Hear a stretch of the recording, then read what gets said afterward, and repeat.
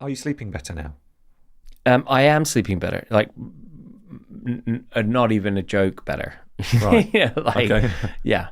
And I didn't believe it, right? So I completely have cut, most negative nutrition out of my life. So like that's processed foods, stuff that like the stuff that tastes really yummy, Yeah. like or super heavy carbohydrate meals, all that kind of stuff. And You were a everybody big is fan of pasta, weren't you? love pasta, all that kind of stuff, pizza, all the naughty, and you can still have all that, right? Yeah. But in moderation. But the big one for me is alcohol. Yeah. And that was a really hard choice to cut that out because it's a huge part of everything that so many people do in society, and it's fun, right? It's nice. It's like it's lovely. Sports guys can drink, can't they? Yeah, exactly. And it's a big part of the culture, particularly of this country. But I cut that out, and that whole have a glass of red wine. It's good for your heart. Help you sleep. Da da da. Yeah. Like my sleep is 1,000 times better with zero alcohol in the system. Yeah. And also I sleep. When I go to sleep, if I track it on my Garmin, I can see the REM and the deep sleep and all that kind of stuff. It's much longer. It's much higher quality sleep, and therefore I can actually get away with a little bit less sleep. Yeah, because it's quality. Because it's quality sleep. Yeah. Love that. Okay, interesting. But sleep is super important. You need to recover. You need to let the system recharge. The other thing that I'm really aware of is if I really listen to my body now. I really listen to my body.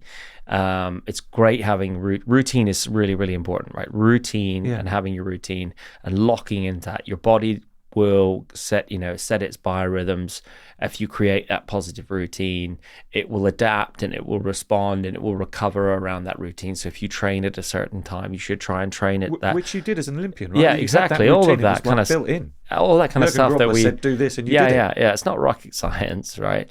It's not rocket science, but it's not rocket science, but it's hard to make those decisions, right? Because they're not the easy ones. But what I was going to say is I really listened to my body before, whereas when I was in I probably didn't listen to it so well, thinking, because of a lot of the environments that I'm, you got to keep pushing, you got to keep going, and sometimes, and actually what I've found, it's better to back off if you're feeling absolutely wrecked. Back off, take that time to kind of slow things down. Give yourself that hour where you're not like clogging your life with the emails or the podcasts or the screen time. Really switch off. Get into that. I do a lot of sort of deep breathing. Listening to like rainfall stuff. Great. Yeah, but like ice it really does. Yeah, ice water, ice baths, all that kind of stuff. Saunas are super good. But that time, I think the most important thing is giving yourself. Try every day to give yourself minimum 30 minutes of silence, right? Of like before you sleep, outside of sleeping, just to let that brain quiet down. Phone off, phone away. Listening to some super chilled out music if that's your thing. You just need to the body does need to recover. It really does need to recover. And also thinking about things like when you're booking your downtime, it's easy to get busy in the busyness of life with family and right, we're going to go on holiday and we're going to go and climb some mountain or we're going to be surfing every day. You need to let the body recover. It really does need to recover.